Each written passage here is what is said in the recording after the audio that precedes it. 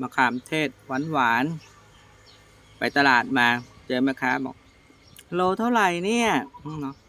70งวดนี้นะมะขามเทศแพงมากเลยมีอยู่2 ถุงลังเลอ่ะเอาไปเลย2 ถุง100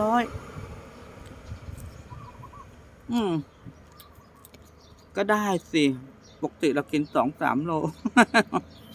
อร่อยหวานอย่าลืมนะแวะมาช่องแทเมื่อไหร่นะถึงมะขามเทศอร่อย